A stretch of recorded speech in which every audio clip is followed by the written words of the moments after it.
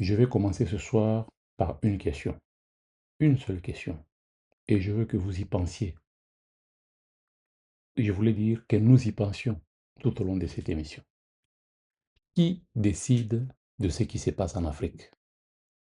Pas qui gouverne, pas qui préside, pas qui signe les décrets, non, mais qui décide vraiment? Qui fixe les règles qui tiennent les cordons de la bourse? Qui choisit quels conflits durent et lesquels s'arrêtent? Quelles économies d'école et lesquelles restent à genoux? Qui décide de tout ça? Ce soir, nous allons parler de l'Afrique. Nous allons parler de l'Afrique du Sud, de la RDC, de l'Éthiopie, du Zimbabwe et de Dangote. Aussi, nous allons parler de l'énergie solaire et de la Coupe du Monde, évidemment. 7 sujets en apparence distincts, mais je vais vous montrer qu'ils rencontrent tous les mêmes histoires. Qu'ils rencontrent toutes la même histoire, celle d'un continent qui se bat pour reprendre le contrôle de son destin. Bienvenue sur Perspective africaine. Nous entrons directement dans le premier sujet, l'Afrique du Sud, la fabrique de la haine. Nous allons essayer d'analyser ensemble ce qui se passe, ce qui est en train de se passer pour le moment dans ce pays d'Afrique du Sud. L'Afrique du Sud, des groupes radicaux lancent un ultimatum aux étrangers sans papier. Des milliers de personnes fuient, des Nigérians, des Zimbabwéens, des Mozambicains, des Africains chassés par d'autres Africains. Les médias appellent ça de la xénophobie. Mais moi, je veux aller plus loin parce que la xénophobie n'est jamais spontanée. Elle se fabrique. Et la vraie question est, qui fabrique et pourquoi maintenant? Et je pense que c'est très important qu'on se pose de vraies questions et qu'on trouve des réponses pour comprendre ce qui se passe. L'Afrique du Sud est en crise. 30% de chômage officiel. Certains économistes parlent même de 45% si l'on compte des découragés. Les coupures d'électricité qui ont ces derniers temps paralysé l'économie pendant les années. Les inégalités héritées de l'apartheid n'ont pas encore disparu. Elles ont juste changé de visage. La promesse de l'ANC, le parti politique cher à Nelson Mandela, s'est effondré dans la corruption et dans l'incompétence. Alors, que font les élites politiques quand elles ont échoué? Elles cherchent un bouc émissaire. Et l'étranger est le bouc émissaire parfait, visible, vulnérable, sans droit de vote. Mais voilà ce que personne n'est dit. En effet, les migrants africains en Afrique du Sud ne volent pas les emplois des Sud-Africains. Non, loin de là. Par contre, ils créent des emplois. Ils tiennent des commerces, parfois dans des quartiers que des camps d'enseignants ont abandonnés. Ils font tourner une économie informelle qui nourrit des millions de personnes. Et il y a une ironie historique que je vais souligner ce soir. L'Afrique du Sud a été libérée grâce à la solidarité africaine. Le Mozambique a payé un prix économique énorme pour avoir soutenu l'ANC. La Zambie, n'en parlons pas. Le Zimbabwe, la Tanzanie, ils ont hébergé les combattants de la liberté. Sans l'Afrique, il n'y aurait pas eu de Mandela libre. Aujourd'hui, chasser les ressortissants de ces mêmes pays, c'est une trahison historique. Mais c'est aussi, et c'est là que ça devient intéressant, une stratégie politique délibérée pour détourner l'attention d'une classe dirigeante qui a failli. La vraie menace pour le Sud-Africain pauvre, ce n'est pas le Nigérian qui vend des téléphones à Johannesburg. C'est l'élite qui a capturé l'État et a vidé les caisses publiques. C'est ça la vérité.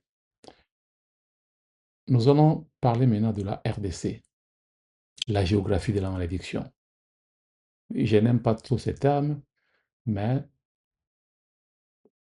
quand on voit comment les choses se passent, il y a bien lieu de dire que c'est vraiment comment la RDC est victime de ses multiples richesses. En République démocratique du Congo, en ce net moment, trois actualités. Nous allons parler des trois actualités qui sont à la une, qui ont été à la une cette semaine, parce que nous sommes en train d'analyser toutes les informations ou les actualités qui ont eu lieu cette semaine et qui viennent de s'achever. Et je vais vous montrer quelles sont les trois faces d'un même problème. Le cobalt de la RDC.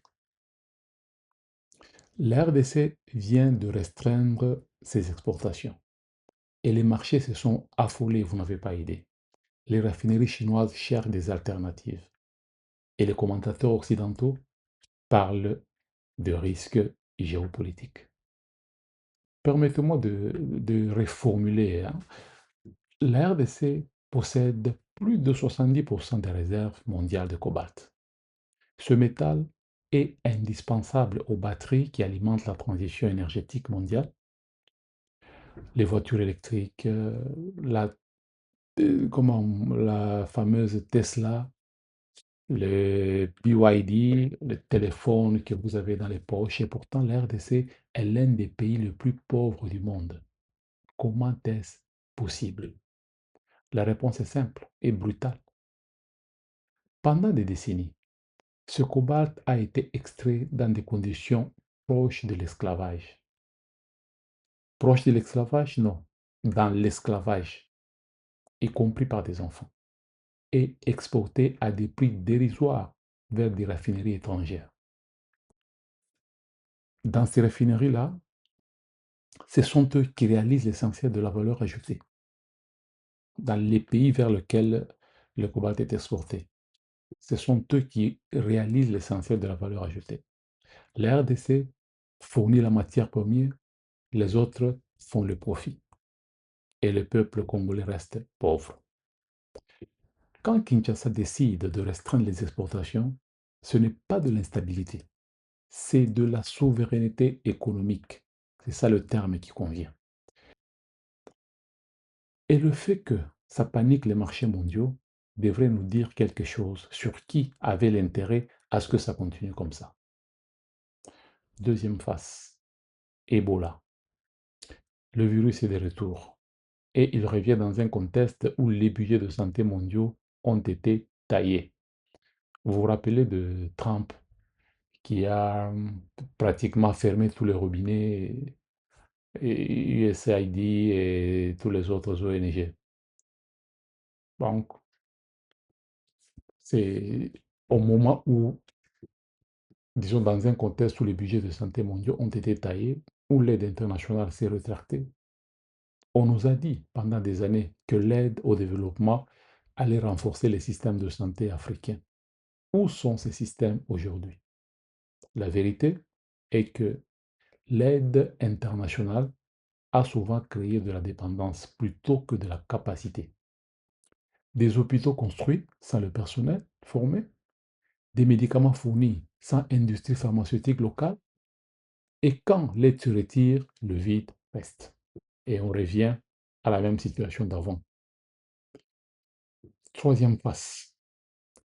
Tshisekedi est le troisième mandat. C'est le troisième volet de la politique, de l'actualité politique en RDC. Ce n'est pas une surprise. Ce schéma, c'est un schéma que l'on connaît et que la plupart des présidents africains empruntent. Un schéma que nous avons vu se répéter partout sur le continent. Et ce schéma a une logique. Mais très souvent, c'est quand un dirigeant qui sait qu'il ne peut pas gagner les élections libres, il cherche à supprimer l'élection libre. Mais dans le cas de la RDC, c'est un peu différent parce que la RDC est en train de traverser une période charnière. Donc, nous connaissons tout ce qui s'est passé. La RDC a été recolonisée la deuxième fois par le Rwanda et ça continue encore. Mais tout le monde a constaté qu'il y a quand même quelqu'un qui s'est mis debout, le président en exercice, le président Félix Tshisekedi, qui a tapé sur la table et a dénoncé les méfaits du Rwanda sur la RDC. Tout ce qui n'était pas connu est connu aujourd'hui. Tout le monde peut dire, sans peur d'être contredit, que le malheur des Congolais, c'est à travers le Rwanda. Alors, il est important de nuancer. Bien sûr que le troisième mandat, ça n'est pas toujours une bonne chose pour la démocratie, mais pour le cas de la RDC, je pense que c'est une exception. Aussi longtemps que Paul Kagame sera président au Rwanda, il faudra que quelqu'un comme Tshisekedi soit à la tête de ce grand pays pour faire face. Sinon, la RDC risque de retourner. Parce que le piège, c'est quoi? On veut, évidemment, le Rwanda ainsi que ses partenaires occidentaux, ils veulent à la tête de ce pays quelqu'un de leur obédience qui va leur servir, comme c'était à l'époque du président Joseph Kabila. C'est ça la réalité. Maintenant, le troisième sujet dont nous allons parler aujourd'hui, c'est la dette africaine, le piège le plus sophistiqué du monde. Prenons le cas de l'Éthiopie, qui vient de renégocier sa dette. 8 milliards de dollars de relief en quelques années. Un accord sur un bond d'un milliard supplémentaire.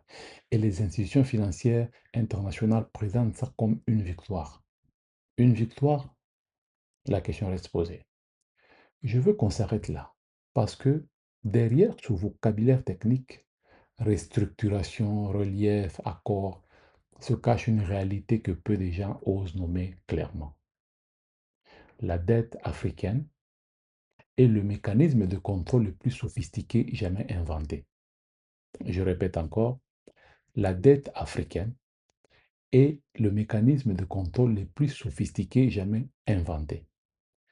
Voici comment ça fonctionne.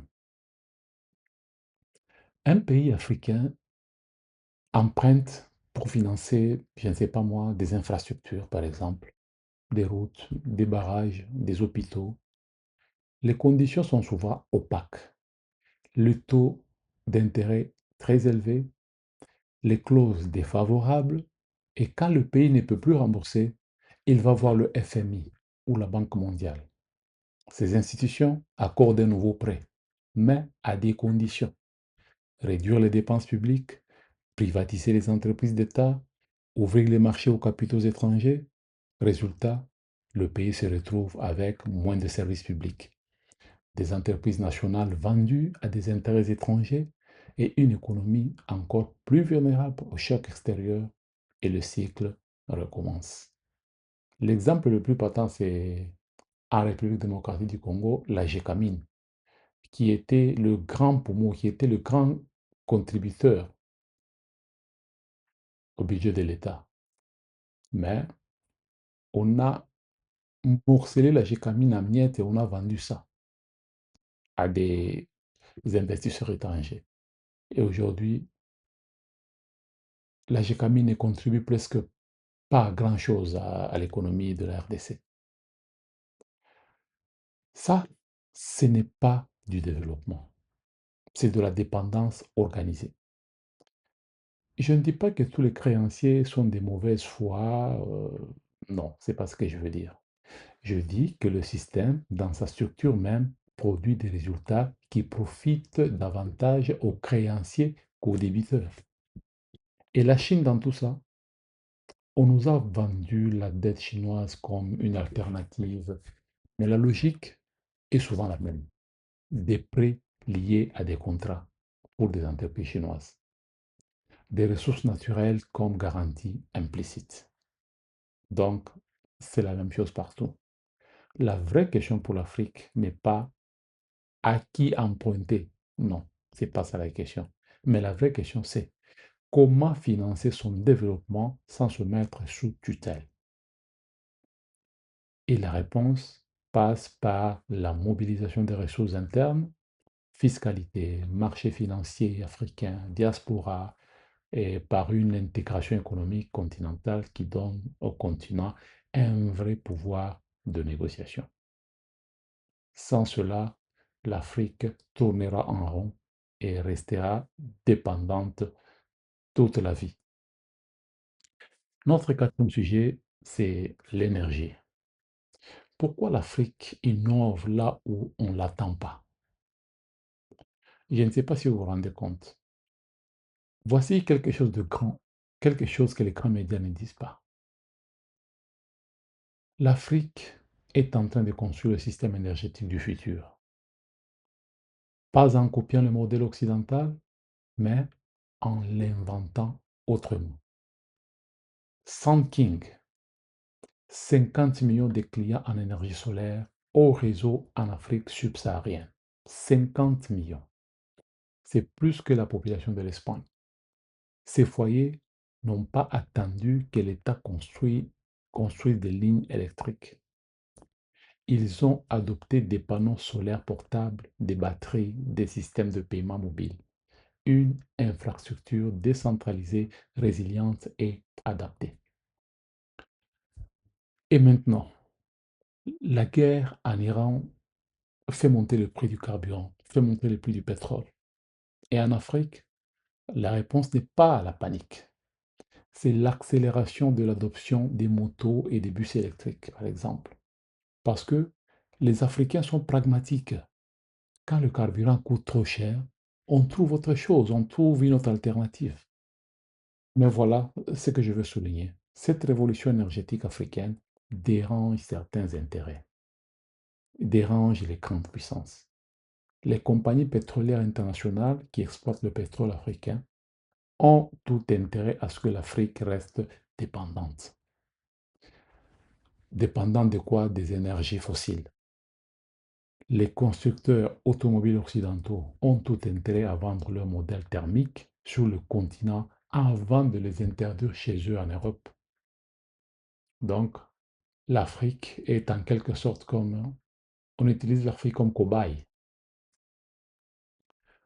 L'Afrique est en train de sauter une étape, comme elle l'a toujours fait, comme elle l'a fait avec le téléphone, avec la téléphonie mobile par exemple, en passant directement au mobile sans passer par des lignes fixes.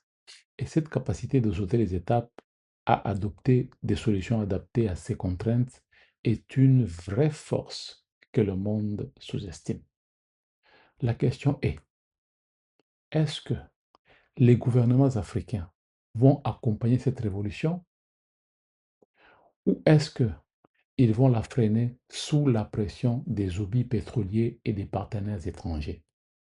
N'oubliez pas que la plupart des présidents africains sont des pantins des Occidentaux et on leur impose des choses, parfois au détriment du bien de leur pays.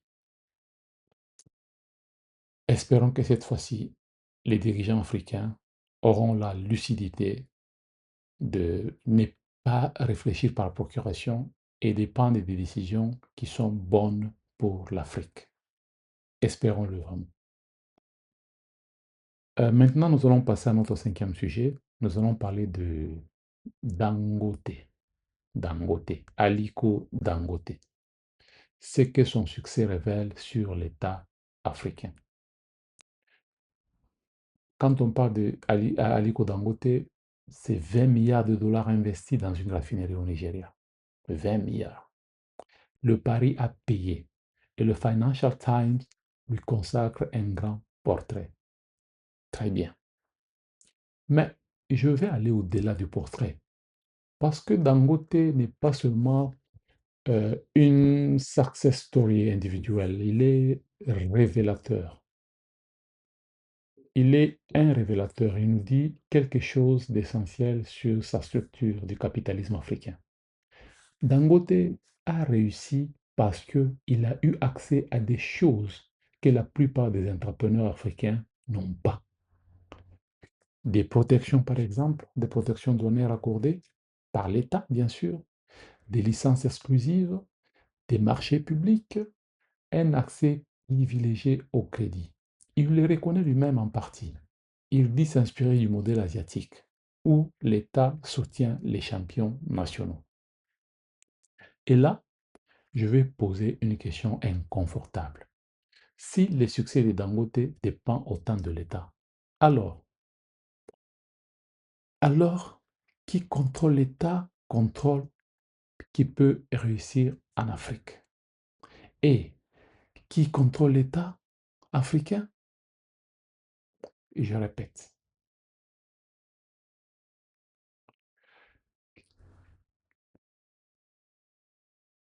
qui contrôle l'État contrôle qui peut réussir en Afrique. Et la question maintenant, qui contrôle l'État africain? Souvent, ce sont des élites politiques dont les intérêts sont liés à des réseaux étrangers, des multinationales, des fonds d'investissement, des gouvernements qui ont leurs propres agendas. Dans ce contexte, le champion national peut très vite devenir le champion d'intérêts qui ne sont pas nationaux du tout. Je ne dis pas que Dangote est de mauvaise foi, non. Je dis que le système dans lequel il opère est structurellement biaisé et que tant que l'accès aux ressources, au crédit, au marché dépend de la proximité avec le pouvoir politique, l'Afrique ne produira que quelques Dangote, pas des millions d'entrepreneurs. Parce que c'est en quelque sorte du favoritisme. Il suffit d'avoir de bonnes relations avec les dirigeants pour bénéficier de beaucoup de faveurs. Et ceux qui n'en ont pas ne bénéficient pas de ces faveurs-là. Et dans ces conditions-là, c'est difficile de créer beaucoup de millionnaires en Afrique. La vraie révolution économique africaine ne viendra pas d'un seul homme à 20 milliards, non. Elle viendra du jour où un jeune de 25 ans à Lagos, à Dakar, à Kinshasa ou à Nairobi pourra créer une entreprise sans avoir besoin de connaître le bon ministre. Je ne sais pas si je me fais comprendre. Donc, le jour où un jeune de 25 ans, 28 ans, va créer une entreprise dans les normes sans passer, comme on utilise le terme en Afrique, sans être pistonné par un membre du gouvernement. Et en ce moment-là, ça sera la vraie révolution économique. Le sixième sujet, Zimbabwe. Pourquoi les constitutions africaines ne tiennent pas?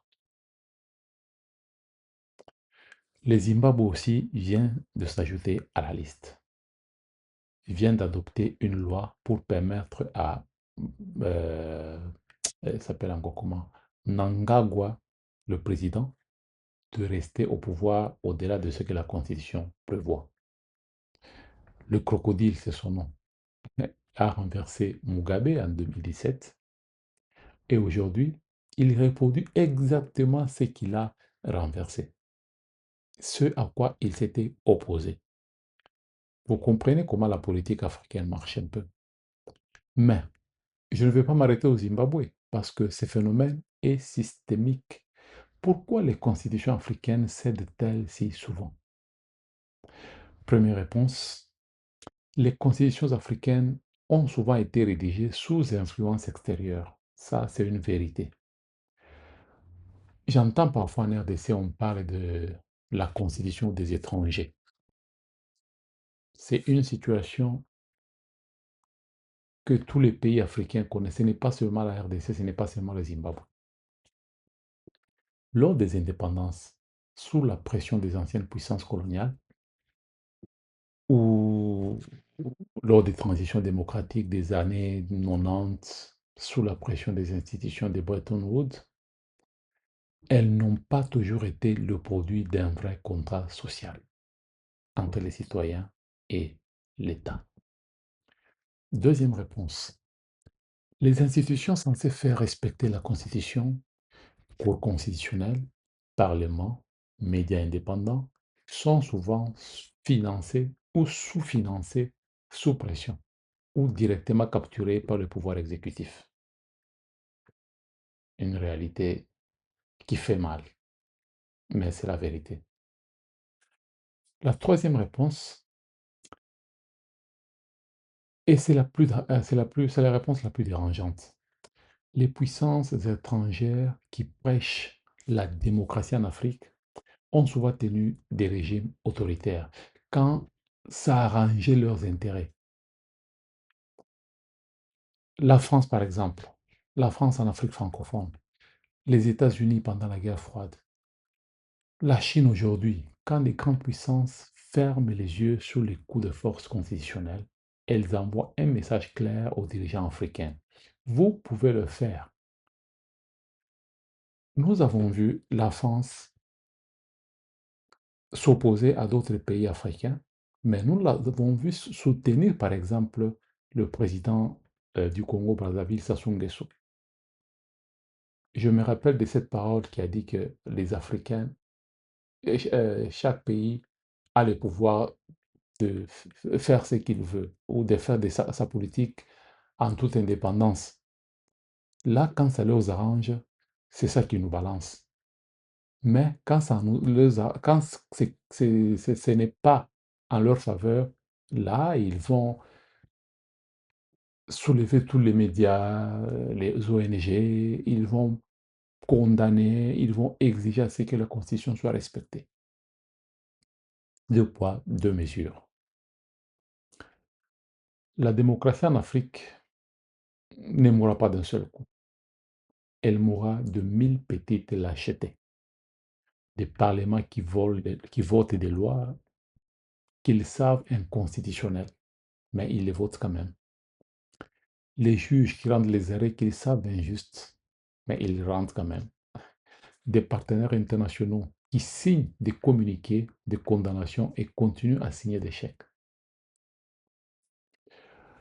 Nous allons maintenant passer au septième sujet, la Coupe du Monde, le football comme politique. Nous allons analyser le football dans cet angle-là, comme politique. La Coupe du Monde 2026. Nous sommes en train de voir comment le Maroc brille, comment le Cap-Vert est en train de surprendre le monde. Ayoub Boadi, 18 ans, tient tête au Brésil. Tout le monde applaudit. Mais je veux qu'on aille plus loin que des applaudissements. Le football africain est à la fois une vitrine et un miroir. Une vitrine parce qu'il montre au monde ce que la jeunesse africaine est capable de faire quand elle en a les moyens. J'insiste sur les moyens. Non seulement les moyens, mais aussi la structure pour s'exprimer. Un miroir parce qu'il reflète toutes les contradictions du continent. Commençons par la vitrine. Boadidi, à 18 ans, fait face au Brésil. Ce n'est pas un accident. C'est le produit d'un investissement marocain délibéré dans la formation footballistique. Des académies, des infrastructures, une vision à long terme. Vous savez, le Maroc a décidé que le football était un outil de développement national et de rayonnement international. Et ça a marché. Ça a marché, on voit les résultats. Mais maintenant, le miroir. Combien de Boadidi potentiels n'ont jamais eu la chance de se révéler? Combien de talents africains ont été captés par des agents peu scrupuleux à 14 ans, exportés en Europe et abandonnés quand ils n'ont pas percé? Le système de formation footballistique en Afrique est encore largement une industrie d'exportation de matières premières humaines, comme le cobalt, comme le pétrole, malheureusement. Malheureusement, c'est ça, la pire vérité. Et il n'y a aucune question politique. Je voulais dire, il y a une question politique que je veux poser. Pourquoi la FIFA a-t-elle mis si longtemps à accorder plus de place à l'Afrique dans les Coupes du Monde? Le continent africain représente plus d'1,3 milliard de personnes. Il produit certains des meilleurs joueurs du monde. Et pendant des décennies, il n'avait droit qu'à 5 équipes sur 32. Le football mondial, comme l'économie mondiale, a ses règles. Et ces règles ont été écrites par ceux qui étaient déjà à la table. Mais la bonne chose positive, c'est que tous les pays d'Afrique qui ont participé à ce mondial ont montré vraiment une très belle image. Déjà, à partir de premier tour, sur 10 pays, 9 pays se sont qualifiés pour les phases à élimination directe. C'est déjà une très bonne statistique. Et nous pensons que dans l'avenir, on pourra se retrouver avec 5 pays africains en huitième de finale, pourquoi pas en quart de finale. Tout est possible. Le fil rouge, l'Afrique sous tutelle. Je vous avais posé cette question au début de cette émission. Qui décide de ce qui se passe en Afrique? Ce soir, nous avons vu cette réponse différente à cette question, répartie en 7 sujets. En Afrique du Sud, ce sont des élites politiques qui décident de fabriquer de la haine pour détourner l'attention de leur propre échec. En RDC, ce sont des intérêts étrangers qui décident depuis des décennies que les ressources congolaises valent plus que les vies congolaises. En Éthiopie, ce sont des créanciers internationaux qui décident des conditions dans lesquelles un pays peut se développer ou pas. Dans le secteur énergétique, ce sont des lobbies fossiles qui décident de ralentir une transition que les populations africaines ont déjà commencé sans eux. Chez Dangote, c'est un système où l'accès au pouvoir politique décide qui peut réussir économiquement. Au Zimbabwe, c'est un homme qui décide que sa survie politique vaut plus que le contrat social avec son peuple. Et dans le football, ce sont des institutions internationales qui décident depuis des décennies combien de places l'Afrique mérite à la table. Le fil rouge de tout ça, c'est la tutelle. Une tutelle qui prend mille visages: économiques, politiques, institutionnels, culturels, et qui a un effet commun. Elle empêche l'Afrique de décider pour elle-même. Elle maintient l'Afrique sous tutelle. Mais voici ce que je veux que vous reteniez ce soir. La tutelle n'est pas une fatalité. Elle est un rapport de force. Et les rapports de force changent, mais quand le peuple décide de les changer, bien sûr. Le cobalt, le cobalt congolais qui fait trembler les marchés mondiaux, les 50 millions de foyers africains qui ont décidé de ne pas attendre l'électricité de l'État, le jeune Boadidi qui prouve que l'excellence africaine n'a pas besoin de la validation de personne, ce sont des actes de souveraineté. Petits ou grands, ils dessinent l'Afrique de demain. Et cette Afrique-là, personne ne pourra la mettre sous tutelle. Voilà pour cette édition de Perspective africaine. Si vous avez regardé jusqu'ici, c'est que vous refusez les analyses superficielles. C'est que vous voulez comprendre, vraiment comprendre ce qui se passe sur ce continent. Continuez à questionner, continuez à creuser et partagez cette émission avec ceux qui pensent que l'Afrique se résume à ses problèmes, pour leur montrer qu'elle ne définit surtout pas sa capacité à les dépasser.